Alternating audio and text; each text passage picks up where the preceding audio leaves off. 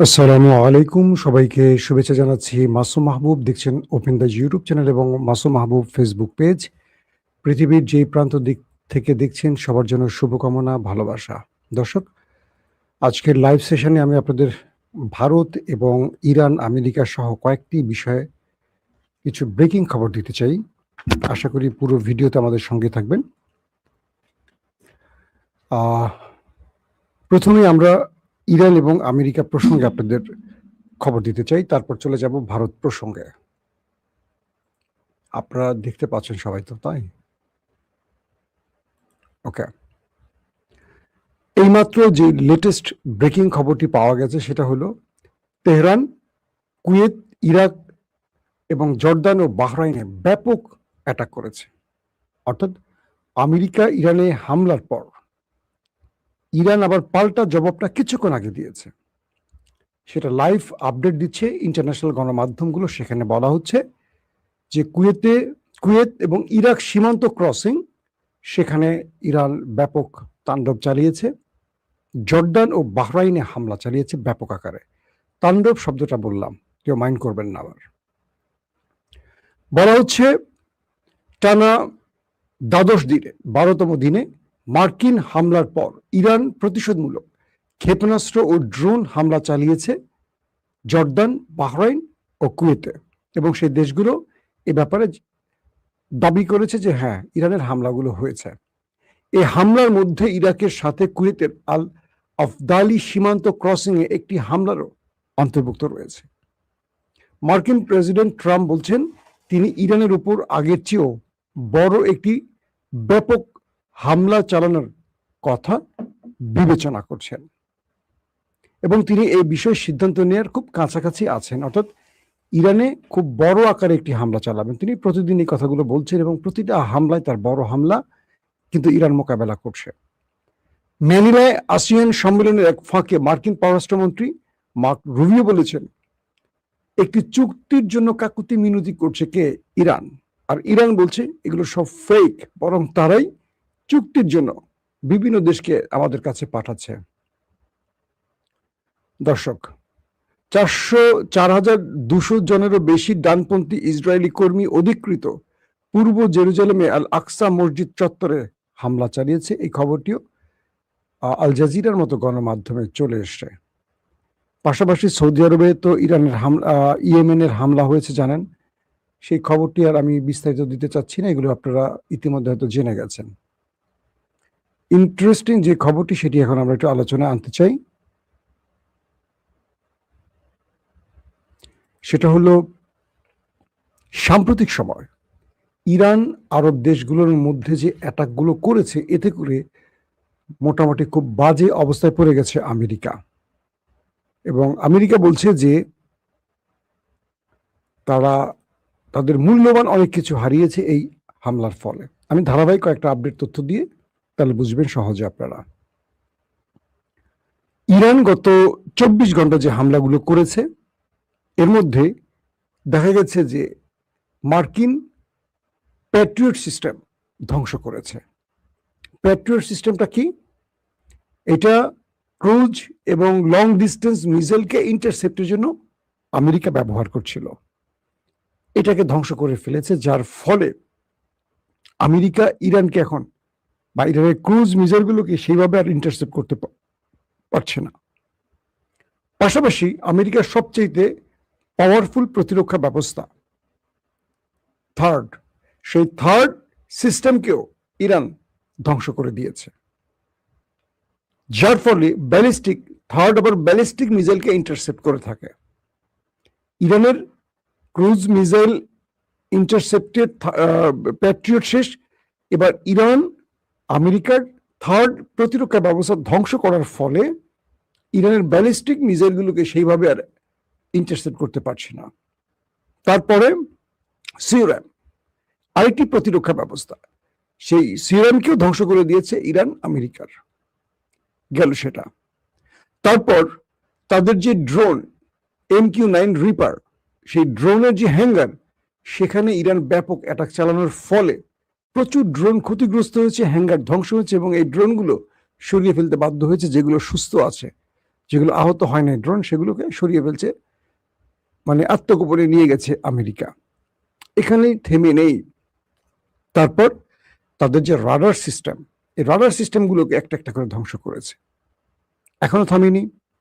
আল উদাইদ, কাতারের সবচেয়ে বড় ঘাঁটি, যেটা মার্কিন যুক্তরাষ্ট্রের, সেখানে সেনাদের আবাসস্থল, যেখানে সেনারা থাকে, সেই ভবনটাকে উড়িয়ে দিয়েছে অ্যাটাক করে ইরান। তার মানে কত সেনা মারা যেতে পারে কল্পনা করেন। এইরকম সিরিজ যদি আমি এখন আপনাদের তথ্য দেই, পুরো রাত আমাকে মনে হয় বলতে হবে একটা একটা করে, কারণ খুব লম্বা সিরিজ খবর আসতে শুরু করছে আমাদের কাছে। তো এই মুহূর্তে যে অবস্থাটি তৈরি হয়েছে, যে ইরান আমেরিকার মধ্যে এত বড় আক্রমণগুলো করেছে, যে আমেরিকার মধ্যপ্রাচ্যে থাকা ঘাঁটিগুলো একেবারে নড়বড়ে করে ফেলেছে। ট্রাম্প বুঝতে পারছেন যে ইরান তাকে ছাড় দিচ্ছে না কোনোভাবে, তাই তিনি ইরানকে নতুন করে হুমকি দিচ্ছেন। আবার তিনি ইরানকে বলছেন যে আমি খুব বড় হামলা করতে যাচ্ছি, তুমি ভয় পাও আমাকে। তুমি কেন আমাকে ভয় পাচ্ছ না? আমি তোমাকে হুমকি দিই, তুমি ভয় পাচ্ছ না? আমি ট্রাম্প, তুমি জানো না?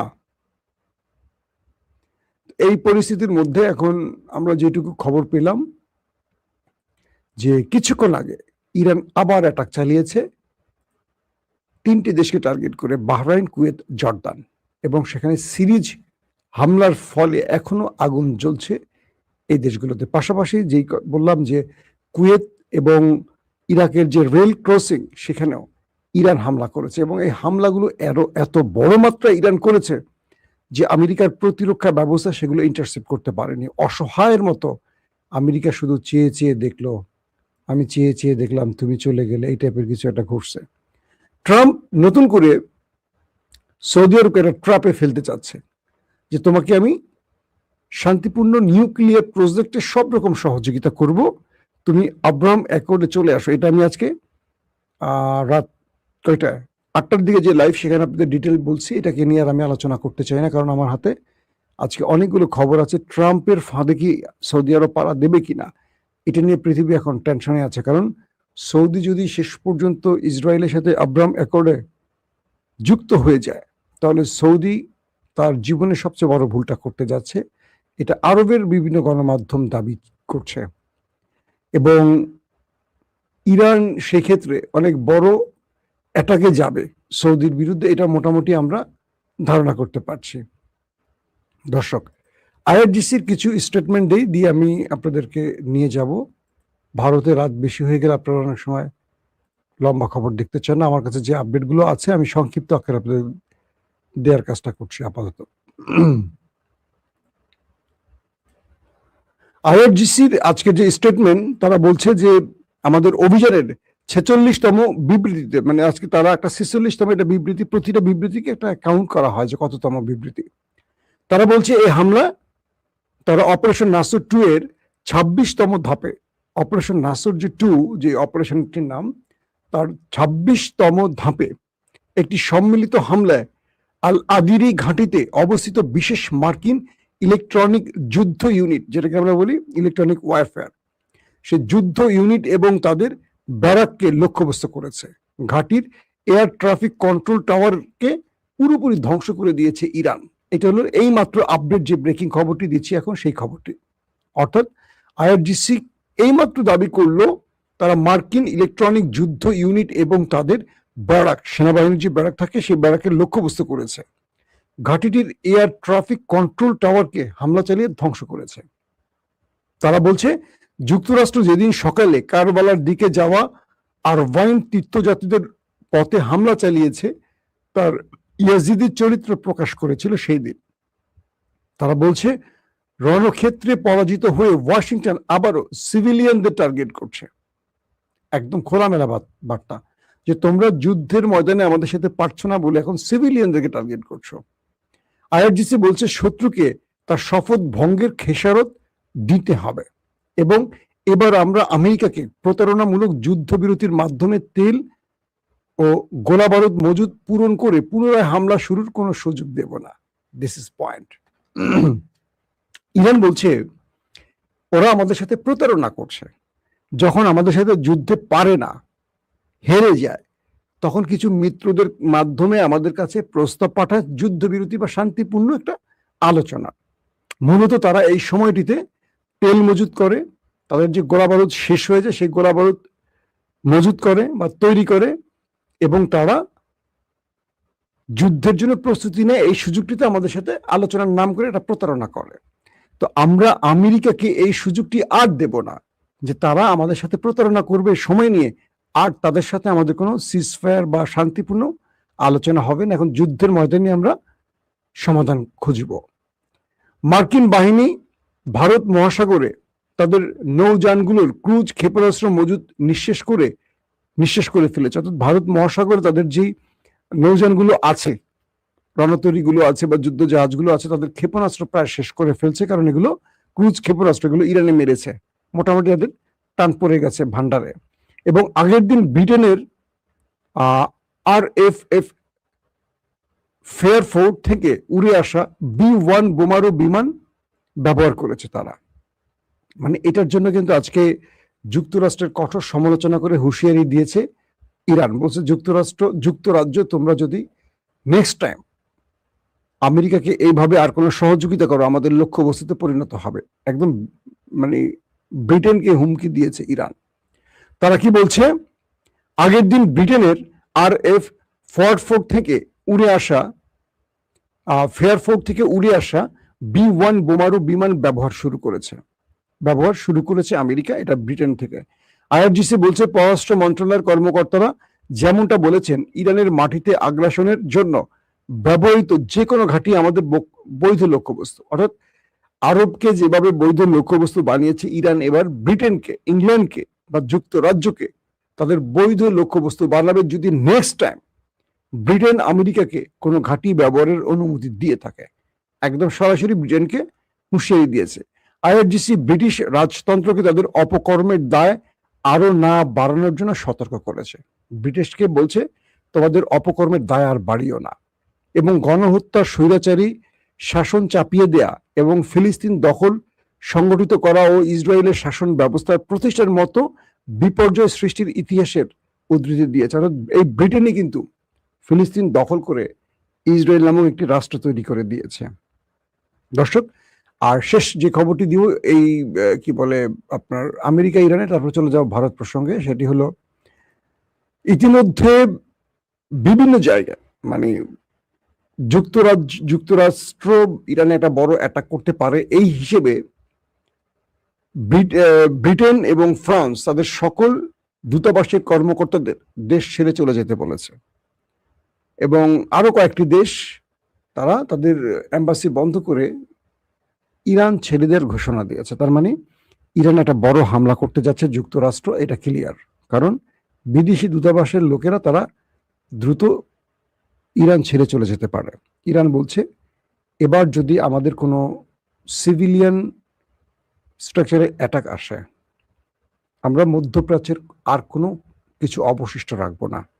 আরবদের হুঁশিয়ারি করে বলছে যে তোমাদেরকে এবার আমরা যে শিক্ষাটা দেব, এরপর তোমরা কখনো আমেরিকাকে আর ঘাঁটি দিবে না। ইতিমধ্যে কাতারের আল উদাইদ ঘাঁটি থেকে মার্কিন সেনারা সরতে শুরু করছে, তাদের জিনিসপত্র সব সরে যাচ্ছে।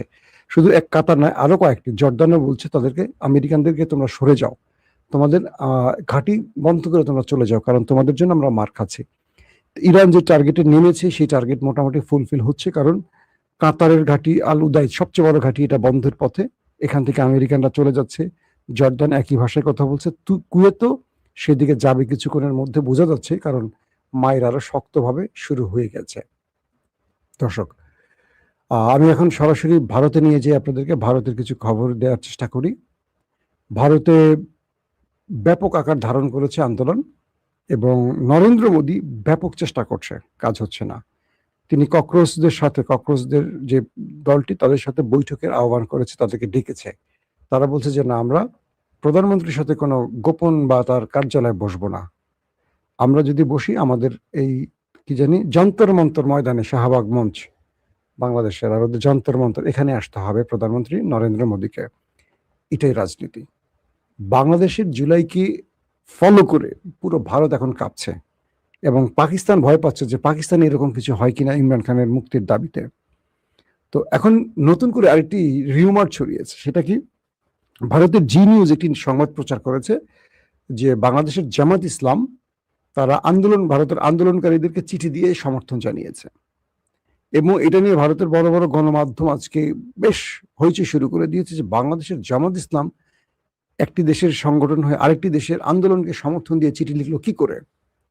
তো এটার আদ্যপান্ত খুঁজতে গিয়ে শেষ পর্যন্ত জানা গেছে এটা ফেক নিউজ, অর্থাৎ ধারণা করা হচ্ছে এটা বিজেপি অথবা দিল্লিতে থাকা আওয়ামী লীগের কোনো এজেন্ট তারা বাংলাদেশকে চাপে ফেলতে বা জামাতকে চাপে ফেলতে এই চিঠির নকশা তৈরি করেছে, অর্থাৎ চিঠিটি তৈরি করেছে। কারণ এই চিঠির পরবর্তী ফ্যাক্ট চেকিং প্রতিষ্ঠানগুলো বিশ্লেষণ করে দেখেছে এখানে জামাতের কোনো নেতার সিগনেচার নেই, জামাতের অফিসিয়াল কোনো ঠিকানা নেই, অ্যাড্রেস নেই, মানে এক কথায় একটা ফেক চিঠি। এবং বাংলাদেশ যে নামটা বাংলাদেশ লিখছে, বাংলাদেশ জামাত ইসলাম বা বাংলাদেশ, সে বাংলাদেশ বানানটাও ভুল আছে। ধারণা করা হচ্ছে এটা বাংলাদেশকে চাপে ফেলতে কোনো একটা কৌশল নেওয়া হয়েছে, এবং নরেন্দ্র মোদী এই কৌশলের মাস্টার মাইন্ড জানেন। হাসিনার নরেন্দ্র মোদীর প্রায় চালাকিগুলো একরকম, মিষ্টি মিষ্টি কথার ভিতরে অনেক দুষ্ট মানুষ। তো এখনকার সর্বশেষ পরিস্থিতিটা হলো আন্দোলনকারীরা বিভিন্ন জায়গা থেকে ছুটে আসছে। কৃষকরা দিল্লি চলো আন্দোলন শুরু করেছে, বিভিন্ন পেশার মানুষগুলো এখন এই যন্তর মন্তর দিল্লির এই অঞ্চলে আসা শুরু করেছে, আস্তে আস্তে বাড়ছে। পুলিশ ছাত্রদের উপর অ্যাটাক করায় এখন বিভিন্ন প্রেক্ষাপট থেকে বিভিন্ন পেশাজীবীরা তাদের সমর্থনে এগিয়ে আসছে। ভারতবর্ষের সুপারস্টাররা সালমান খানদের মতো অভিনেতারা সমর্থন জানিয়েছে আন্দোলনকে, এবং দক্ষিণের নায়ক নায়িকারা শিল্পীরা এগিয়ে আসছে। এবং পুলিশ ছাত্রদের উপর যে হিট করেছে তার পরিস্থিতির আলোকে পুলিশকেও আজকে মোটামুটি ভালো ধোলাই দিয়েছে আন্দোলনকারীরা, এবং বিভিন্ন জায়গা থেকে এখন আন্দোলনের তেজ বাড়ছে। পশ্চিমবঙ্গ, উত্তর, দক্ষিণ ভারতের প্রত্যেকটি প্রদেশে এই আন্দোলন ছড়িয়ে পড়তে পারে এই আশঙ্কা করা হচ্ছে ইন্টেলিজেন্স তথ্যের আলোকে। পাশাপাশি বিভিন্ন প্রদেশ থেকে বলা হয়েছে তারা এই আন্দোলনকে সমর্থন দিচ্ছে, এবং মোদী বিরোধী একটা বিশাল প্ল্যাটফর্ম তৈরি হচ্ছে। ধারণা করা হচ্ছে যে এখান থেকে মোদীকে পতনের জন্য ইন্ডিয়ান ইস্টাবলিশমেন্টের কোনো বিগ ম্যাচ থাকতে পারে, পাশাপাশি যে এখানে আমেরিকার কোনো হাত থাকতে পারে এরকমও আসছে। অর্থাৎ যদি এখানে আমেরিকা এবং ইন্ডিয়ান ইস্টাবলিশমেন্টের কোনো বিশেষ হাত থাকে তাহলে নরেন্দ্র মোদীকে বিদায় নিতে হবে, কনফার্ম থাকেন, এবং এই আন্দোলন আরো বড় ফ্রেমে চলে আসবে। তবে একটি বিষয় ভালো লাগছে, পাকিস্তানে যেমন আন্দোলনকারীদের প্রকাশ্যে গুলি করে হত্যা করে, বাংলাদেশে আওয়ামী ফ্যাসিস্ট রেজিম যখন প্রকাশ্যে 2000 ছাত্রকে গুলি করেছে বা 30-40 হাজারকে অন্ধপঙ্গু করেছে, নরেন্দ্র মোদীর এই আন্দোলনে এখনো সেইভাবে ছাত্র হত্যার অভিযোগ আসেনি। তারা টিয়ার সেল, রাবার বুলেট, লাঠিচার্জ করেছে। এত বড় একটা দেশে এত বড় আন্দোলনকে নরেন্দ্র মোদী এখনো মানে হত্যার মধ্যে টেনে নেয়নি, গ্রেফতার করছে, আবার অনেকে ছেড়ে দিচ্ছে। অর্থাৎ নরেন্দ্র মোদী বুঝতে পারছে এই মুহূর্তে একটা লাশ পড়া মানে আন্দোলন আরো ভয়ঙ্কর রূপ নিতে পারে, এবং খুব কন্ট্রোল, মানে ভারতে কিন্তু আমাদের চেয়ে ভালো গণতন্ত্র আছে, মানে না মানে। যদিও নরেন্দ্র মোদী ভারতটাকে একটা হিন্দু রাষ্ট্র বানাতে চেয়েছে, ইতিমধ্যে প্রকাশ রাও দক্ষিণের একজন বড় অভিনেতা আরো এরকম অনেকেই বলছে যে এই দেশটাকে হিন্দুত্ববাদ থেকে রক্ষা করতে হবে, এই দেশটা সবার। এখন ক্রমান্বয়ে এই পরীক্ষা প্রশ্নপত্র ফাঁসের অভিযোগটি বৈষম্য বিরোধী আন্দোলনের মতো হাসিনা পতন, নরেন্দ্র মোদী পতনের দিকে চলে যাচ্ছে। তো এখন আন্দোলন ক্রমান্বয়ে বাড়ছে, প্রত্যেকটা অঞ্চলে আন্দোলন ছড়িয়ে পড়ার জন্য আহ্বান করছে ককরোচ পার্টি, এবং প্রতিটা মোদী বিরোধী রাজনৈতিক দল, বিজেপি বিরোধী আন্দোলনগুলো তারা আস্তে আস্তে ইউনিটি তৈরি করছে, ঐক্যবদ্ধ হচ্ছে। নরেন্দ্র মোদী প্রথমে ছাত্রলীগ নামিয়েছিল, মানে তাদের যে ছাত্রলীগ তাদের নামিয়েছিল, তাদেরকে পিটিয়ে মারছাড়া করেছে ছাত্ররা, পুলিশ মোটামুটি ধোলাই টোলাই খাইছে। তবে পুলিশ এখন পর্যন্ত এটা করেনি আর কি, মানে মানুষ হত্যার মতো কাজ করেনি। তো তারপরও যেটুকু বোঝা যাচ্ছে পুরো দিল্লি কন্ট্রোল এখন আন্দোলনকারীদের, এটা আস্তে আস্তে বিভিন্ন প্রদেশে ছড়াচ্ছে, যেটা নরেন্দ্র মোদীর পতনের দিকে নিয়ে যেতে পারে। দর্শক, আজকের মতো শেষ করতে চাই। আমরা আপনাদেরকে প্রতিদিন এখন ভারতের আপডেটগুলো দেওয়ার চেষ্টা করব, পাশাপাশি যেই খবরগুলো নিয়মিত থাকছে সেগুলো থাকবে। আজকে চেয়েছিলাম বাংলাদেশ নিয়ে কিছু কথা বলবো। বাংলাদেশের সেনাপ্রধান আমাদের মিস্টার ওয়াকারুজ্জামান, তিনি তুরস্কে সফরে আছেন, তুরস্কের সেনাপ্রধানের সাথে বৈঠক করছেন। আমি চেষ্টা করবো কালকে এটার ব্যাপারে কিছু আপডেট তথ্য আপনাদের দেওয়ার জন্য। ওকে দর্শক, আজকের মতো বিদায় নিই। প্রত্যেকে ভালো থাকবেন। আল্লাহ হাফিজ।